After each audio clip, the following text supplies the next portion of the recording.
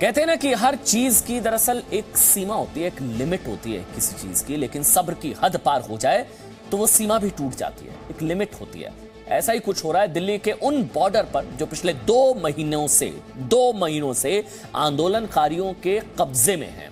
स्थानीय लोगों का गुस्सा आंदोलनकारियों के खिलाफ अब फूट पड़ा है। 2 महीने से बंधक बने दिल्ली के सिंघू बॉर्डर, गाजीपुर बॉर्डर के आसपास रहने वाले लोग आज सड़कों पर उतर आए। लोग सड़कों पर सड़क खाली कराने के लिए, स्थानीय लोगों ने उन आंदोलनकारियों के खिलाफ प्रदर्शन किया जो कृषि कानून के नाम पर पिछले 2 महीने से सड़क पर कब्जा करके बैठे हुए हैं। आपको बता दें, जी न्यूज ने आज सुबह से ये मुहिम चलाई कि मेरा बॉर्डर खाली करो। हम दिल्ली के लोगों की आवाज उन आंदोलनकारियों तक पहुंचा रहे हैं जिन्होंने सड़कों को घेर रखा है। हमारी इस मुहिम से लगातार लोग जुड़ भी रहे हैं। जी न्यूज की मुहिम का असर दिख रहा है। गाजीपुर बॉर्डर पर इस वक्त बहुत हलचल है। पहले बताते हैं आपको गाजीपुर बॉर्डर का इस वक्त का 10 अपडेट, इस वक्त का हाल क्या है। देखिए, गाजीपुर बॉर्डर पर यूपी पुलिस की बड़ी तैयारी है। जी हां, गाजीपुर बॉर्डर पर RAF रैपिड एक्शन फोर्स और पुलिस का फ्लैग मार्च। गाजीपुर बॉर्डर पर DM, SP, IG मौजूद है। पुलिस बल की है, किसानों की संख्या घट रही है। गाजीपुर बॉर्डर के पास दिल्ली मेरठ हाईवे बंद है। बॉर्डर पर वाटर कैनन तैनात किए गए हैं। आज रात तक, ध्यान से सुनिएगा, आज रात तक गाजीपुर बॉर्डर खाली कराने के निर्देश दे दिए गए हैं।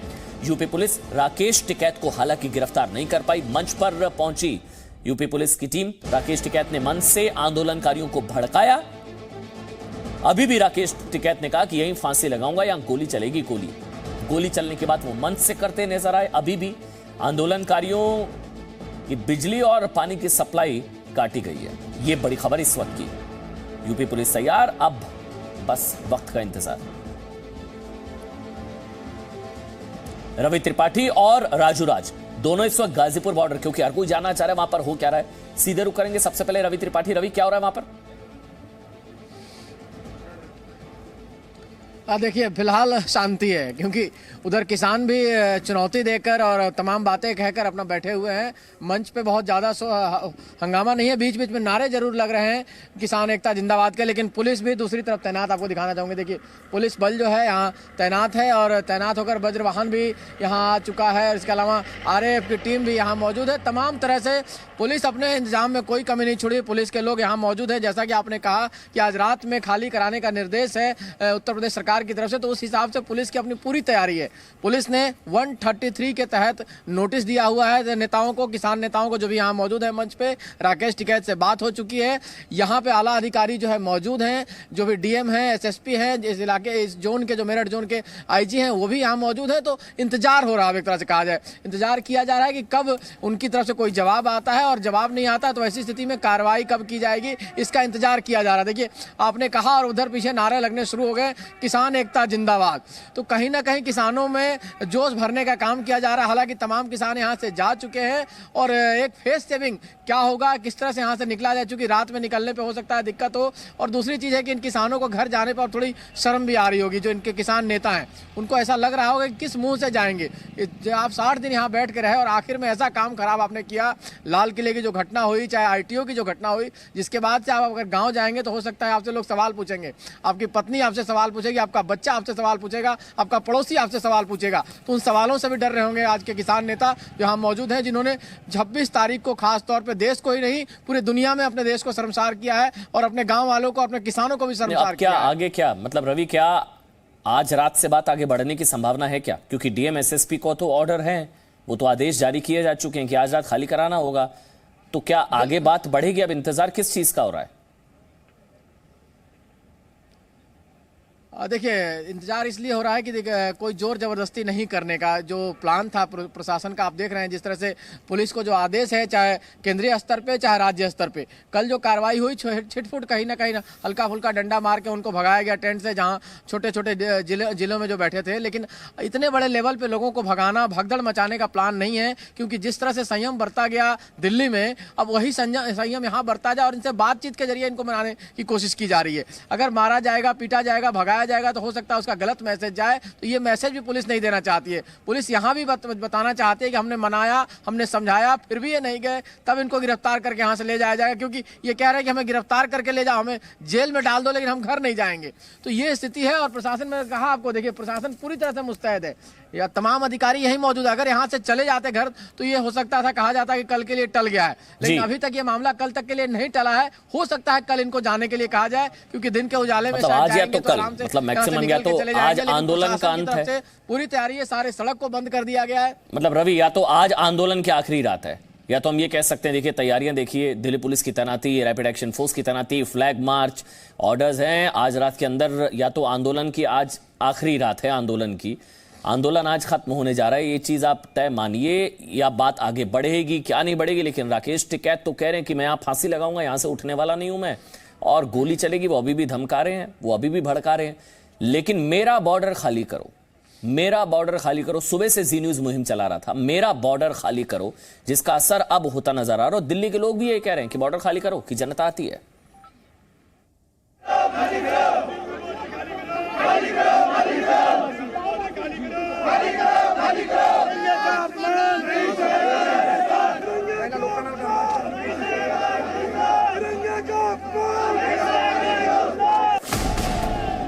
ये गुस्सा है आंदोलनकारियों के खिलाफ, ये आक्रोश है उन लोगों के खिलाफ जिन्होंने पिछले 2 महीने से सिंघू बॉर्डर की सड़क पर कब्जा कर रखा है। ये विरोध है उन लोगों के खिलाफ जिन्होंने सिंघू बॉर्डर के आसपास के लोगों को अघोषित रूप से 2 महीने से बंधक बना रखा है। हम लोग यहाँ से रोज ऑफिस को जाते हैं, दिल्ली को जाते हैं, 5 मिनट का जो समय होता है उसमें जो है हमको 1-1 घंटा लग जाता है। इन लोगों ने ऐसी गुंडागर्दी कर रखी है कि सभी हम लोग परेशान हैं यहाँ पे बॉर्डर पे रहने वाले। किसानों के उसमें राजनीति कर रहे थे, अब मुखौटा उतर गया है। अब सरकार का जो संयम था उसका भी बांध टूट चुका है। मैं माननीय गृह मंत्री से अनुरोध करता हूँ कि इस पर उचित संज्ञान ले और दंड दिया जाए। इनके हाथ में पोस्टर और तिरंगा है और जुबान पर सिर्फ एक ही मांग कि मेरा बॉर्डर खाली करो, मेरा बॉर्डर खाली करो, खाली करो, खाली करो, मेरा बॉर्डर खाली करो, खाली करो, खाली करो, मेरा बॉर्डर खाली करो, खाली करो, खाली करो। दिल्ली के इन 3 बॉर्डर, सिंघू बॉर्डर, टिकरी बॉर्डर और गाजीपुर बॉर्डर पर पिछले 2 महीने से किसान आंदोलन पर बैठे हुए हैं, जिसकी वजह से दिल्ली वालों को बहुत दिक्कत हो रही है। खाली करो, खाली करो, मेरा बॉर्डर खाली करो, खाली करो, खाली करो, मेरा बॉर्डर खाली करो। जी न्यूज ने फैसला किया कि वो दिल्ली के लोगों की आवाज बनेगा और उनके हक की बात करेगा। जी न्यूज ने मुहिम चलाई, मेरा बॉर्डर खाली करो, खाली करो, हमारा बॉर्डर खाली करो, खाली करो, खाली करो, भारत माता की जय। दिल्ली के हर कोने, हर इलाके से लोगों ने जी न्यूज के जरिए किसानों से बॉर्डर खाली करने की अपील की। किसान तो ये है ही नहीं, क्योंकि सेना और पुलिस में जो सबसे ज्यादा बच्चे हैं वो किसानों के होते हैं, और कोई बाप कोई भाई अपने बेटियों को, अपने बच्चों को इस तरह नहीं मार सकता जैसे 26 तारीख को इन्होंने मारा है। हम यहाँ से जब जाते हैं, दिल्ली जाते हैं, तो हमें बहुत सारी परेशानियों का सामना पड़ता है। गलियों में से निकलना पड़ता है, कई घंटे हमारे खराब होते हैं, राष्ट्र की संपत्ति को नुकसान पहुँचा रहे हैं। तो ये बॉर्डर 100% खाली होना चाहिए। इसके बाद तो दिल्ली को बंधक बनाने वालों के खिलाफ मुहिम शुरू हो गई। सबसे पहले तस्वीर आई सिंघू बॉर्डर से। सिंघू बॉर्डर से ही दिल्ली और हरियाणा का रास्ता जुड़ता है। यहाँ आंदोलनकारियों के खिलाफ स्थानीय लोगों ने प्रदर्शन किया। उनका गुस्सा देखकर आंदोलनकारी फिर से हथियारों के साथ एक्टिव हो गए।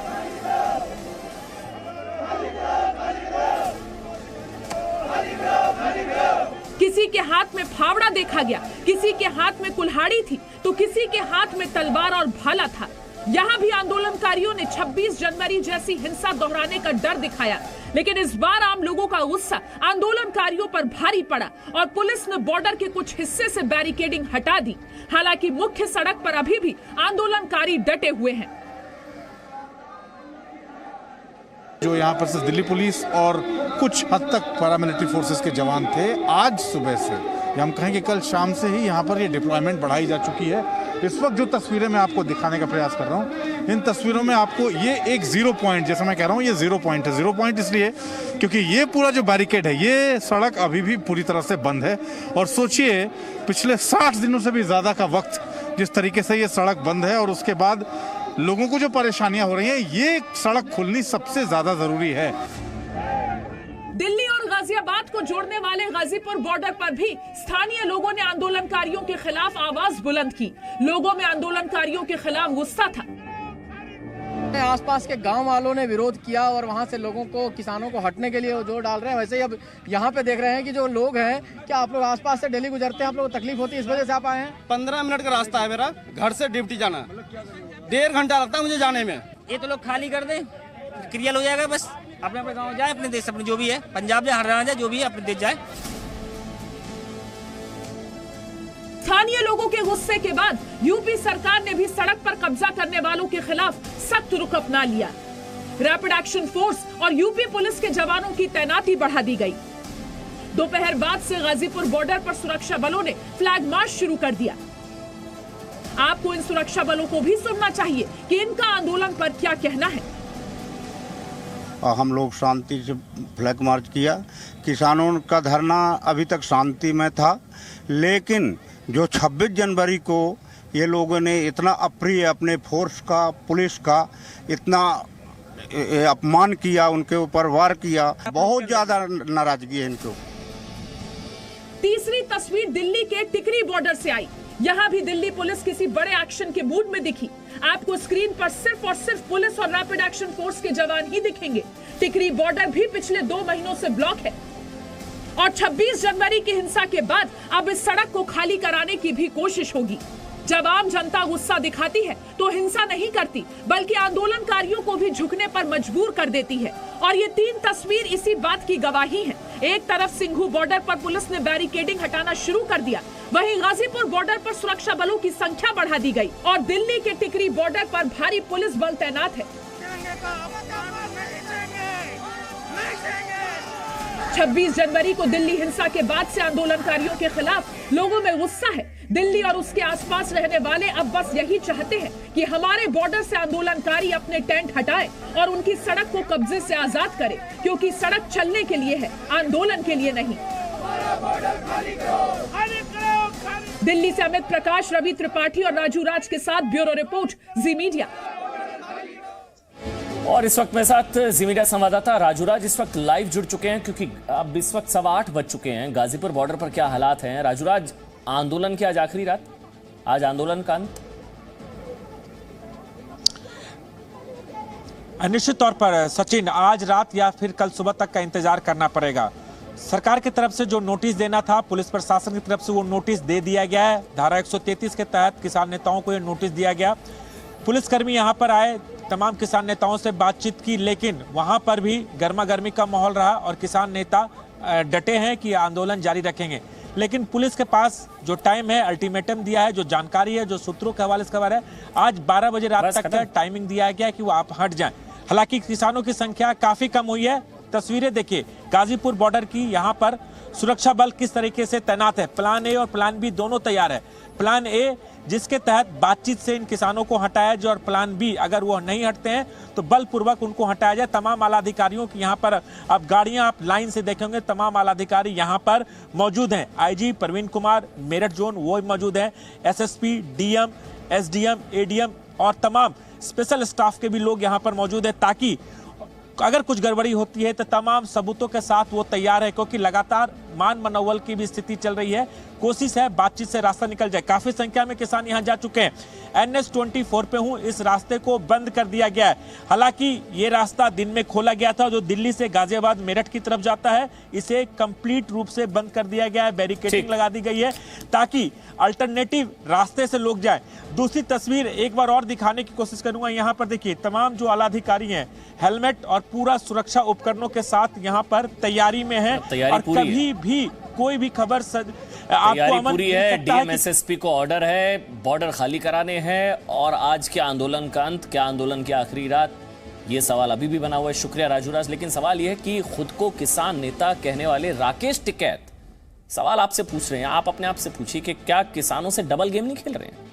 राकेश टिकैत बार बार मन से गोली चलने की बात पता नहीं क्यों कर रहे हैं, बार बार गोली चलने में बहुत इंटरेस्ट है उनका। कल भी राकेश टिकैत ने कहा था कि पुलिस ने दिल्ली में हिंसा करने वाले दंगाइयों पर गोली क्यों नहीं चलाई, सख्ती क्यों नहीं करी। राकेश टिकैत किसानों को उकसाते भी हैं और पुलिस से भी पूछते हैं कि गोली क्यों नहीं चला रहे हो। डबल गेम नहीं खेल रहे राकेश टिकैत। वहां पे कौन लोग थे उसकी पूरी जांच हो।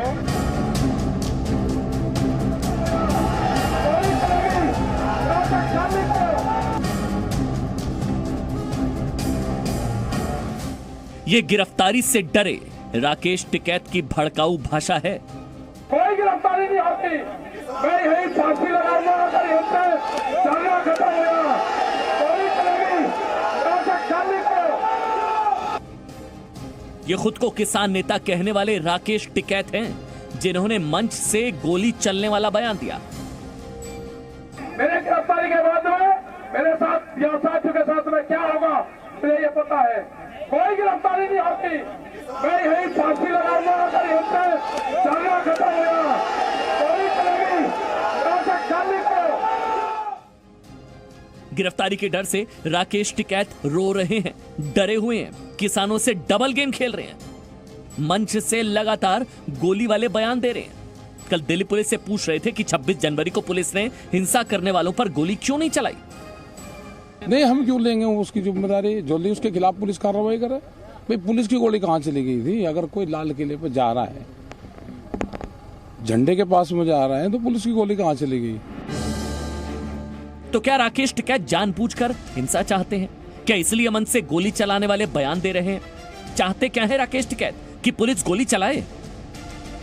राकेश टिकैत ने क्यों यह बयान दिया कि पुलिस ने लाल किले के उपद्रवियों पर गोली क्यों नहीं चलाई?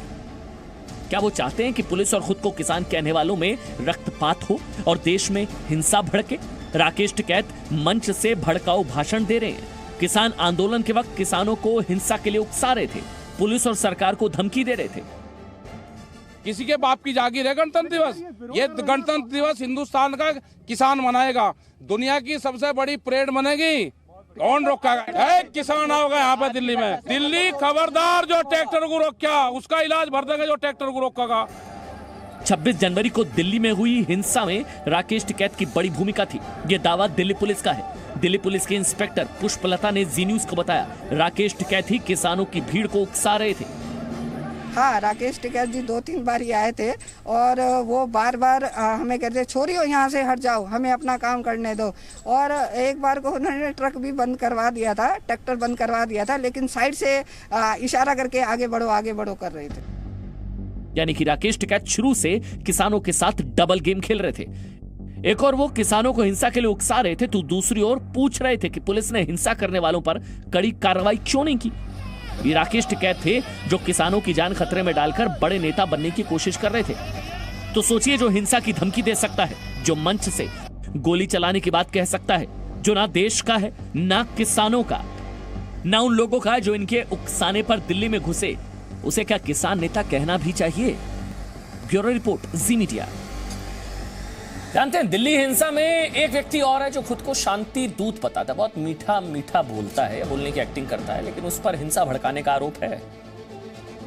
दिल्ली में 12 महीने में 2 बार हिंसा हुई। जामिया हिंसा, जेएनयू हिंसा को मिलाकर कुल 4 बार हिंसा हो चुकी है। और ये गजब इत्तेफाक है कि ये ओमनी प्रेजेंट आप इनको कहिए, हर प्रदर्शन में एक फ्लॉप नेता हर बार प्रकट हो जाता है। ओमनी प्रेजेंट मतलब नाम तो इस वक्त आपकी टीवी स्क्रीन पर है इनका। इनको आप इच्छाधारी आंदोलनकारी भी कह सकते हैं, इच्छाधारी आंदोलनकारी।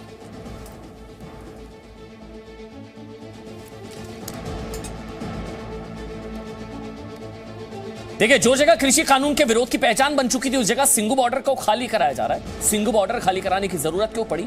जो आंदोलन 26-27 नवंबर से शुरू हुआ, वो 26 जनवरी को हुई हिंसा के बाद खत्म कराया जा रहा है, क्योंकि सिंघू बॉर्डर असल में खालिस्तान और टुकड़े टुकड़े गैंग का अड्डा बन गया था। जी न्यूज 26 जनवरी से 60 दिन पहले से देश को सावधान कर रहा था कि किसान आंदोलन खालिस्तान के हाथों हाईजैक हो चुका है। हम शुरुआत से आपको दिखा रहे थे, लगातार एक एक सबूत आपको दिखा रहे थे। टुकड़े टुकड़े गैंग की रिहाई की बात हो रही थी, जगतार सिंह हवारा की यहां पर बात हो रही थी, जर्नैल सिंह भिंडरावाले की यहां पर बात हो रही थी। आंदोलन में खालिस्तान घुस चुका था, आंदोलन किसानों के हाथ से निकल चुका था। एक एक करके तमाम सबूत हम आपको लगातार दिखा रहे थे कि किसान आंदोलन हाईजैक हो चुका है, नक्सलियों के हाथ में जा चुका है, किसान खालिस्तान का मोहरा बन चुके हैं, किसान आंदोलन में टुकड़े टुकड़े गैंग की एंट्री हो चुकी है।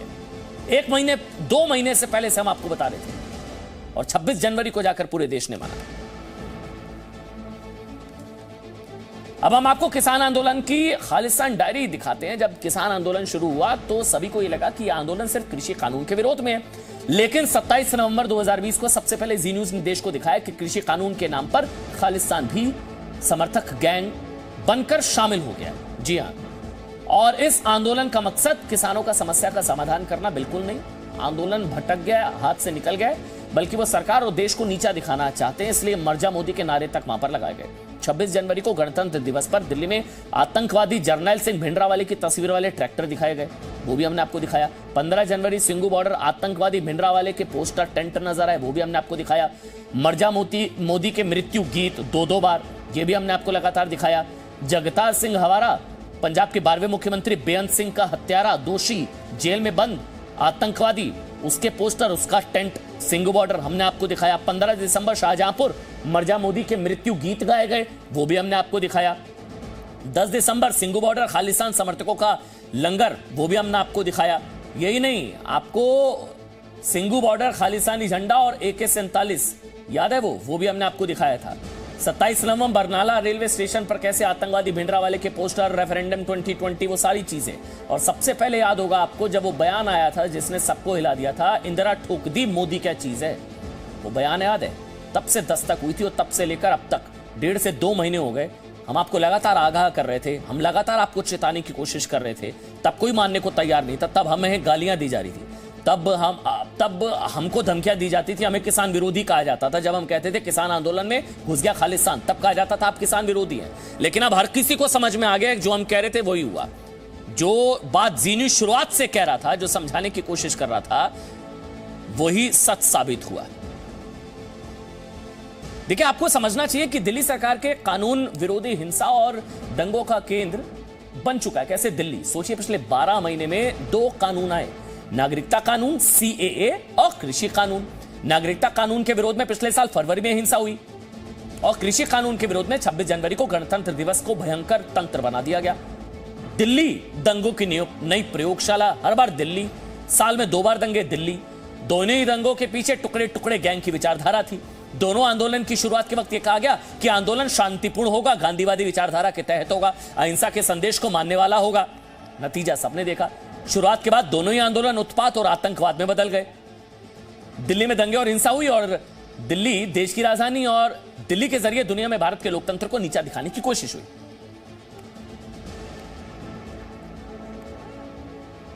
तो क्या दिल्ली में हिंसा की डेट फिक्स है और जब जब नए कानून बनाए जाएंगे तब तक दिल्ली में हिंसा तय है? क्या मतलब CAA बना, दिल्ली में दंगा हो गया, कृषि कानून बने, दिल्ली में दंगा हो गया। जिस तरह खराब मौसम और देश में आने वाली तूफानों का पूर्वानुमान लगाया जा सकता है, यकीन मानिए देश हित में हम ये कह सकते हैं, उसी तरह भारत में हिंसा और दंगों का भी पूर्वानुमान लगाया जा सकता है। हम ये कहेंगे, हो सकता है कम से कम दिल्ली में होने वाली हिंसा या दंगों का पूर्वानुमान लगाया जा सकता है और उसे टालने की तैयारी भी की जा सकती है।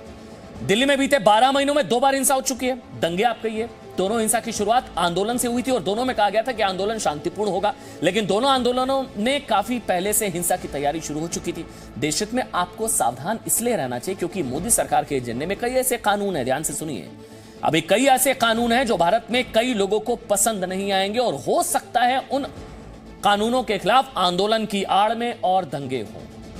UCC, यूनिफॉर्म सिविल कोड, समान नागरिक संहिता, हो सकता है उस दौरान भी फिर दंगा हो जब आएगा UCC, यूनिफॉर्म सिविल कोड, यानी शादी, तलाक, जमीन जायदाद पर सभी धर्मों के लिए अगर एक कानून आएगा, ये सभी धर्मों पर हिंदू कानून लागू करने की कोशिश कहके आंदोलन की आड़ में दंगा संभव है। Uniform civil code. नंबर 2, सोचिए जनसंख्या नियंत्रण कानून आ गया, फिर दंगा कर सकते हैं लोग। ये दंगों की डेट शीट आपको दिखा रहे जो संभावित दंगे हैं।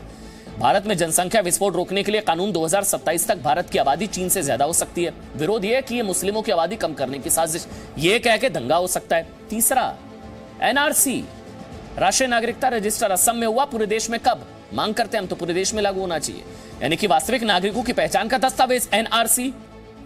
ये मुसलमानों को बाहर निकालने की साजिश, ये बहकावा और ये बरगलाकर दंगा, ये भी हो सकता है। NRC तो दंगा।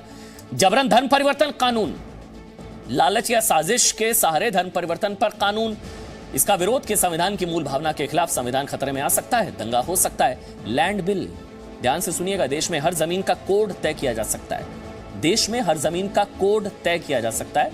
शरणार्थियों, गरीबों से जमीन छीनने की कोशिश, ये कहकर विरोध हो सकता है, जैसे रोशनी एक्ट के बहाने किया गया था ना, तो उसके जरिए भी ये कोशिश हो सकती है। देशहित देख रहे हैं आप, मैं हूं आपके साथ शिरीन। और देशहित के दूसरे पड़ाव में आज कहानी दिल्ली के रखवालों की, जिन्होंने 26 जनवरी को किसान मार्च के नाम पर हिंसा फैलाने वालों का सामना किया। किसान के नाम पर हिंसा फैला रहे लोगों ने इनकी जान तक लेने की कोशिश की। किसी पर तलवार से हमला हुआ, किसी के सिर पर लोहे के रॉड से वार किया गया, तो किसी के शरीर पर बैरिकेड गिरा। इनमें से कई ऐसे हैं जो मरते मरते बचे। दिल्ली पुलिस की जुबानी खौफ की कहानी। रात को 10 बजे के बाद, 10 सवा 10 बजे के बाद रात को जब घर गया तो रात को 12 बजे के आसपास एकदम सपना सा आता है और मैं सिर उठता हूँ।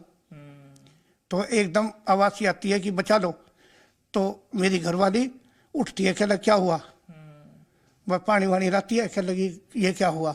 मैं कुछ नहीं हुआ। तो वो ऐसा मंजर था कि हो सकता है कि यमराज के मुंह से निकल के मैं अपने बच्चों में पूछा। 2 बच्चों के पिता दिल्ली पुलिस के हेड कांस्टेबल वीरपाल सिंह तेवतिया की आप बीती सुनकर आप भी सिहर गए होंगे। वीरपाल सिंह दिल्ली पुलिस के उन 300 से ज्यादा घायल जवानों में से एक हैं, जिनकी जान किसानों की हिंसा में जाते जाते बची। लेकिन वीरपाल सिंह तेवतिया ने 26 जनवरी के दिन मौत का सामना कैसे किया था?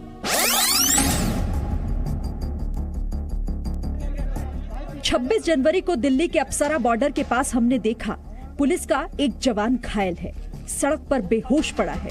साथ ही पुलिस वाले उसे होश में लाने की कोशिश कर रहे हैं। हम इनसे मिलना चाहते थे, इनकी कहानी देश को दिखाना चाहते थे। जी मीडिया रिपोर्टर नीरज गौड़ दिल्ली हिंसा के 48 घंटे बाद इस घायल पुलिसकर्मी के पास पहुंचे। अब इससे आगे की कहानी सुनिए। वीरपाल सिंह हमारे साथ हैं और सबसे बड़ी बात तो ये रही कि जब बैरिकेड आकर के वीरपाल सिंह के ऊपर गिरता है, उस वक्त वीरपाल सिंह ने अपने शरीर पर जो प्रोटेक्टर होता है वो लगा रखा था। पूरे यहाँ सीने पर प्रोटेक्टर था और जो सर है वहां पर हेलमेट पहन रखा था, जिस वजह से इनकी जान बच गई। इनसे ही बात करते हैं कि आखिरकार पूरा इंसिडेंट कैसे हुआ और किस तरीके से वो बैरिकेड आकर के इनके ऊपर गिरता है। वीरपाल सिंह जी, ये बताइए कि आप कहाँ थे और कैसे आपको जानकारी मिली? आपके डीसीपी आपके साथ में थे, कैसे ये सब चीजें हुई? ये ऐसा हुआ, जो गाजीपुर की तरफ से आनंद विहार की तरफ रोड आती है और ये अपना अप्सरा बॉर्डर के पास ये आती है, तो इस पे हमर साहब और बाकी एसीपी वगैरह उस पर राउंड मार रहे थे कि कहीं कोई इंसिडेंट नहीं हो जाए। जैसे ही हम अप्सरा बॉर्डर चौक पे थे, वहाँ का जायजा ले रहे थे, तो उसी में पता चला कि कुछ ट्रैक्टर यूपी की तरफ से फ्लाईओवर के ऊपर आ रहे हैं। ये सूचना सुनते ही हमारे डीसीपी साहब और मैं साहब के साथ ही था और कुछ स्टाफ को लेके, जो बाकी स्टाफ ऑलरेडी वहाँ लगा हुआ था। जैसे ही हम वहाँ आए तो देखा हुए ट्रैक्टर आ रहे थे, तो उनके हमने बैरिकेड वगैरह लगाकर रोकने की कोशिश करी, लेकिन उन्होंने क्या किया, बैरिकेडों पे भी धक्का मारा। किससे धक्का मारा? ट्रैक्टरों ने। अच्छा। जो ट्रैक्टरों में काफी संख्या में आदमी ट्रैक्टरों में बैठे हुए थे इधर उधर, और काफी ट्रैक्टर वगैरह यूपी की तरफ से आ रहे थे। तो काफी हमने रोकने की कोशिश करी, बैरिकेड भी लगाए, धक्का भी मारा बैरिकेडों को, लेकिन वही इतने उग्र थे कि डंडे, लाठियां और तलवार वगैरह, किरपान वगैरह उनके हाथों में थी, और उन्होंने अपना निर्दयता से ट्रैक्टर चढ़ाने शुरू कर दिए। जो बैरिकेड में टक्कर मारी, मैं साइड में था, डीसीपी साहब भी उधर ही थे, और टक्कर मारी, तो टक्कर मारने के बाद बैरिकेड उछला, उछलने के बाद मेरे सिर पर लगा। दंगाइयों ने ट्रैक्टर से बैरिकेड में कितने जोर से टक्कर मारी, इसका अंदाजा आप इस बात से लगा सकते हैं कि बैरिकेड हवा में 10 फीट तक उछला और फिर वीरपाल सिंह के शरीर पर जा गिरा। सिर पर लगने के बाद हेलमेट की वजह से सिर में कुछ वो नहीं हुआ। जैसे ही वो नीचे लगता हुआ, दोनों कंधों पर लगा, हाथ में लगा, उसके बाद यहाँ पैर में लगा, और एक बैरिकेड नीचे जो पहली ट्रैक्टर ने टक्कर मारा कि दूसरे, वो मेरे यहाँ पैर पे लगा, यहाँ भी दर्द है, और उसी वक्त मैं बेहोश हो गया और मेरी छाती में भी काफी दर्द हुआ और मैं बेहोश होकर गिर पड़ा। उसके बाद मुझे नहीं पता कि किसने मेरे साथ क्या किया। मुझे 40-45 मिनट के बाद होश आया और मैंने देखा तो मैं जीटीबी हॉस्पिटल में एडमिट था। एक निहत्थे पुलिस वाले पर निहंग की तनी तलवार वाली ये तस्वीर सोशल मीडिया पर 48 घंटे से वायरल है। इस तस्वीर में तलवार उठाए निहंग का चेहरा तो दिख रहा है, पर उस पुलिस वाले का चेहरा नहीं दिख रहा। आज जी न्यूज पर आप उस दिलेर पुलिस वाले का न सिर्फ चेहरा देखेंगे, बल्कि उनकी आप बीती भी सुनेंगे। जी मीडिया रिपोर्टर प्रमोद शर्मा ने धैर्य के प्रतीक बन चुके इस दिलेर पुलिस वाले को ढूंढा। अब इससे आगे की कहानी सुनिए। सोशल मीडिया पर एक तस्वीर वायरल हो रही है जिसमें एक निहंग सरदार एक पुलिसकर्मी के ऊपर तलवार ताने हुए है। उस तलवार से पुलिसकर्मी के ऊपर हमला भी हो सकता था। किस तरीके से गाजीपुर के पास ये पूरी वारदात हुई और क्या कुछ देखा, दयाचंद जो कि वो पुलिसकर्मी है जिनके ऊपर तलवार तानी गई थी, उन्हीं से जानते हैं क्या हुआ था। दयाचंद जी, ये बताइए कि जब आपने देखा था, अपनी आंखों देखी बताइए। सर, हमारी ड्यूटी सुबह 5 बजे से 26 तारीख को ये NS-24 पर पांडवनगर फुटओवर ब्रिज के नीचे थी। हमारे SHO साहब सभी अफसर वहाँ खड़े थे। एडिशनल SHO DGP साहब ब्रीफ करके गए थे, भाई यदि किसान यहाँ आते तो उन्हें रोकना, नई दिल्ली में नहीं जाने देना। करीब फिर एकदम अचानक 10 साढ़े 9 10 के टाइम उन्हें देखा नहीं। कुछ सरदार आए, एक बार तो वो चले गए, मान के चले गए, लेकिन फिर उग्र होकर के आए। उनमें एक सरदार निहंग जो तलवार ताने हुआ था, वो तलवार लेता चलाता मेरे पास आया और मुझे मारने की कोशिश करी। उसके साथ में एक और सरदार था, उसने डंडा मारा जो मेरे बाएं पैर पे लगा। फिर दूसरा सामने सरदार था, उसने मारने की कोशिश करी, मेरा डंडा छीन लिया। मुझे मेरे साथियों ने फिर बचाया। कैसे बचाया मुझे? दयाचंद की किस्मत अच्छी थी कि उनके पास में कांस्टेबल नितिन मौजूद थे, जिन्होंने तलवार के वार के बीच अपना डंडा अड़ा दिया, जिसकी वजह से दयाचंद की जान बच गई। ड्यूटी लगी हुई थी साहब के साथ। मैंने देखा जब काफ़ी भीड़ आ गई तो एक सरदार भीड़ से निकल के तलवार लेकर इनकी तरफ बढ़ रहा है। मैंने देखा दूर से कुछ भी अनहोनी घटना घट जाती। मैं बीच में गया फुर्ती से और मैंने एक डंडा जो बीच में डाला तो उनकी तलवार जो है वो डंडे में लगी।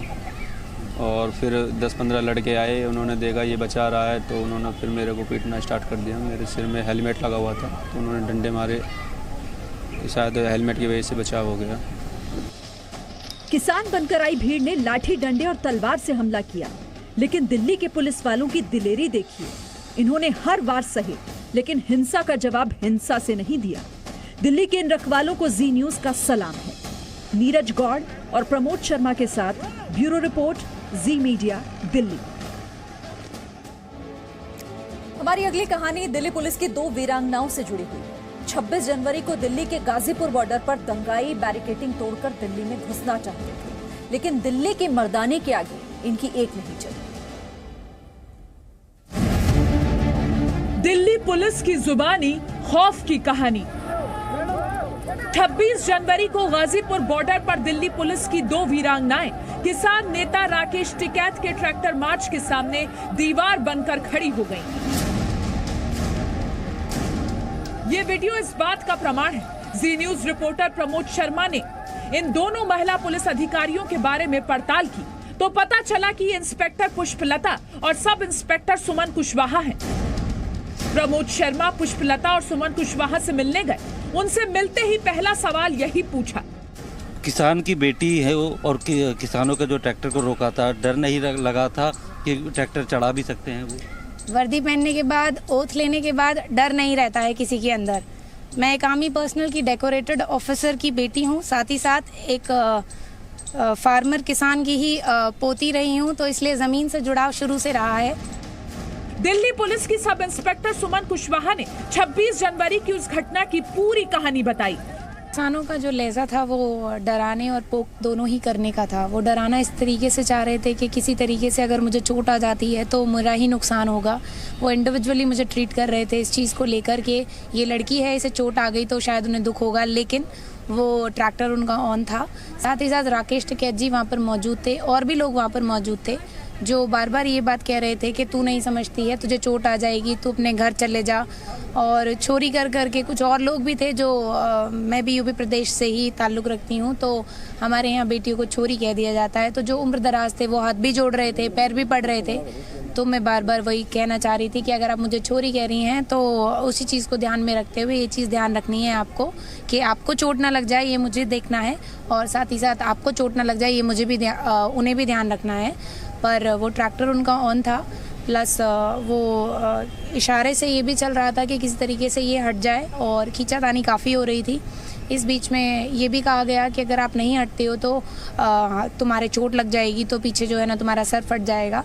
जो मैं बार बार यही कह रही थी कि मैं भी आप ही में से हूँ, क्योंकि वो मुझे कभी कोई बेटी कह रहा था, कोई छोरी कह रहा था, सिर्फ इसीलिए जिससे कि मैं भावनाओं में बह जाऊँ, लेकिन वो पॉसिबल नहीं था, क्योंकि हम यूनिफॉर्म में होने के बाद हम किसी की रिलेशंस में नहीं रहते हैं।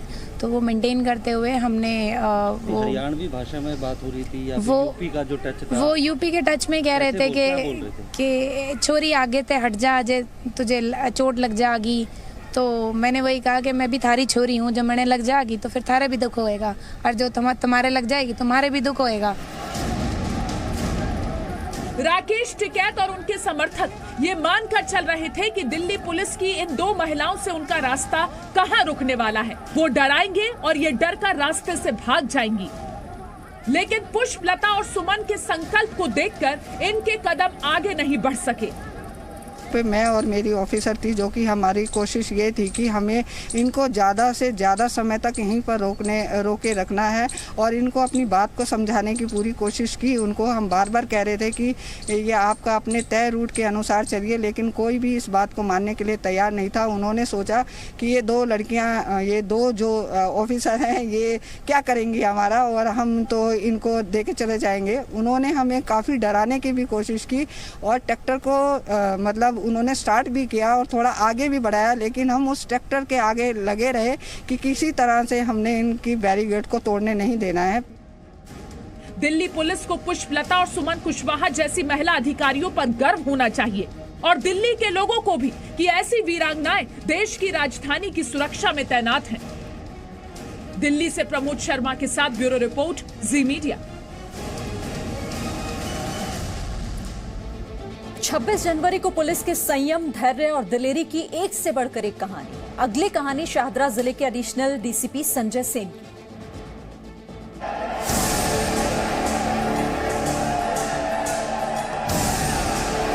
ये वीडियो सीमापुरी के चिंतामणि चौक का है। इस वीडियो में दिख रहा है कि प्रदर्शनकारियों का काफिला दिल्ली से वापस गाजियाबाद की तरफ जा रहा है। आखिर दिल्ली पर चढ़ाई के लिए आगे बढ़ रहा काफिला वापस कैसे लौटा? इस सवाल का जवाब देंगे शाहदरा जिले के एडिशनल डीसीपी संजय सेन, जो इस पूरी कहानी के नायक भी हैं। आपकी भीड़ को गैरकानूनी करार दिया जाता है, आप पे बल प्रयोग किया जा सकता है। उसके बाद भी जब लोग नहीं माने, तब हमने लाठीचार्ज का प्रयोग किया, आंसू गैस के गोले छोड़े गए, और उस पर्टिकुलर मोमेंट पे पूरी फोर्स ने, जैसा कि कमिटमेंट उन्होंने ब्रीफिंग के टाइम दिया था कि सब लोग अपना, ब्रीफिंग के टाइम हमारा ये था कि अरेंजमेंट आराम से चलेगा तो आराम करेंगे, और सिचुएशन डिमांड करेगी तो काम करेंगे, और इन पूरी फोर्स ने वो काम करके दिखाया जी। और हम लोग बड़े सक्सेसफुल रहे इन लोगों को वापस गाजियाबाद की तरफ खदेड़ने में। हम लोगों ने इनको वापस लौटाने को मजबूर किया, और जो ट्रैक्टर ट्रॉलीज थी उसमें हमारे जवानों ने सूझबूझ का परिचय दिया। उनकी टायर जो थी हवा निकालने के कारण जो है वो ऑब्स्टिकल्स वही बन गए। ये तस्वीर दिल्ली पुलिस के कांस्टेबल अंकित की है। अंकित की ड्यूटी आनंद विहार के पास उस जगह पर थी जहां से ट्रैक्टर रैली का रूट नहीं था, लेकिन बड़ी संख्या में ट्रैक्टर आनंद विहार पहुंच गए। अंकित ने इन्हें रोकने की कोशिश की तो एक साथ 10 से ज्यादा लोग अंकित पर टूट पड़े। अंकित की जान तो बच गई, लेकिन अब उस खौफनाक मंजर को अंकित कैसे याद कर रहे हैं वो सुनिए। मेरे हाथ में डंडा, शील्ड और मैंने हेलमेट लगा रखा था। मैं खड़ा हुआ था देखने के लिए कि भाई जैसे भी कोई अग्रेसिव, सबको यही कह रहा था भाई शांति बनाए रखो, आराम से, जो भी है अपनी मार्च, आपका रूट गलत है, ये है। इतनी देर में पीछे से 2 बंदे आते हैं और मेरा डंडा पकड़ के घींचते हैं। मेरे को बोलते हैं कि डंडा छोड़। बोला भाई डंडे को क्या करेगा, आपने आराम से शांतिपूर्वक निपटाओ, डंडा किस लिए? भाई वो तो 2-4 उनमें से शीशे तोड़ रहे थे, वो भी इधर आ गए। फिर उन्होंने सबने को डंडा छोड़, वरना पीछे से धक्का मारा। भाई मैं ऐसे गिर पड़ा। गिरने के बाद मेरे सर से हेलमेट तो हवा में निकल गया था, सर मेरा ज़मीन में लगा। ज़मीन में लगने के बाद भाई जैसे जैसे करके समझ में नहीं आया कि हो क्या रहा है।